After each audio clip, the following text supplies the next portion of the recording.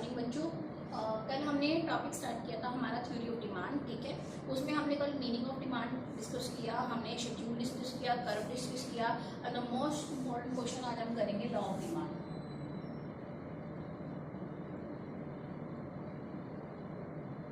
Law of demand as usual जैसे हमने definition की है डिमांड की, सेम डेफिनेशन इसकी होगी। हम इसकी डेफिनेशन में क्या बोलेंगे बच्चे कि there is a negative relationship between price or demand. When price goes up, demand move down. When price is going down, on that time demand will increase. Okay, but the most important चीज यहाँ पर हमने क्या लिखना है, other factor remain constant. Other factor remain constant, fixed.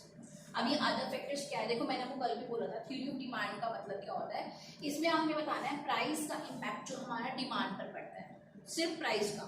अब आप क्या बोल रहे हो, सिर्फ प्राइस की वजह से जब डिमांड फ्लक्चुएट होती है, प्राइस की वजह से डिमांड पर इफेक्ट पड़ता है, तो उसे हम बोलते हैं लॉ ऑफ डिमांड। लेकिन बाकी जो फैक्टर है वो सब कॉन्स्टेंट रहेंगे। बाकी फैक्टर जस्ट लाइक मान लो फैशन, कोई फैशन चेंज नहीं हुआ, कोई प्रेफरेंस चेंज नहीं हुई, ठीक है, कोई सब्स्टिट्यूट गुड्स चेंज नहीं हुई, नथिंग एल्स, कोई भी फैक्टर में कोई चेंज नहीं आया, बट फिर भी हमारी डिमांड जो है कम या ज्यादा हो रही है जस्ट बिकॉज ऑफ प्राइस, उसे हम बोलते हैं लॉ ऑफ डिमांड। बहुत इंपॉर्टेंट है। अगर ये क्वेश्चन आ जाए तो आप मीनिंग डिफाइन करोगे, उसके बाद इसके अंदर हम डिफाइन क्या करेंगे, अदर फैक्टर रिमेन कांस्टेंट को, और इसको हम लिखेंगे कैसे, assumption of law of demand के नाम से टाइटल बन जाएगा, जिसमें क्या लिखोगे, taste and preferences of customer doesn't change, substitute goods doesn't change. तो हमने ये कंसेप्ट इसके अंदर मेंशन करने हैं और ये हमारा टॉपिक। फिर इसके अंदर हम एक टेबल बनाएंगे, प्राइस और डिमांड 1 2 3 4 4 3 2 1। प्राइस इंक्रीज हो रहे हैं, डिमांड डिक्रीज हो रही है, और उसके बाद एक कर्व बनाएंगे। कल भी मैंने बताया था प्राइस हमेशा OI पे आएगा और हमारी डिमांड हमेशा O एक्सिस पे हम मेंशन करेंगे, ठीक है। चलिए, हमने गैप पर लेना है।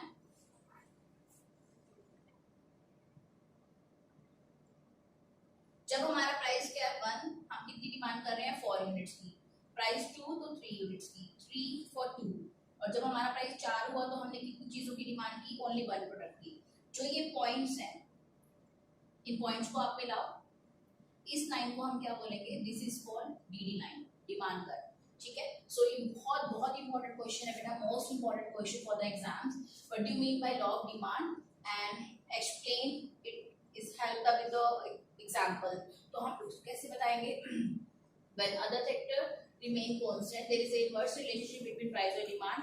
When price goes up demand move down, और when price down demand will be increased, ठीक है। उसके बाद अजम्पशन बताएंगे। अजम्पशन में मैंने आपको फैक्टर्स करवाए हैं, वो सारे फैक्टर क्या रहेंगे, हमारे कांस्टेंट रहेंगे, उनमें कोई चेंज नहीं आया।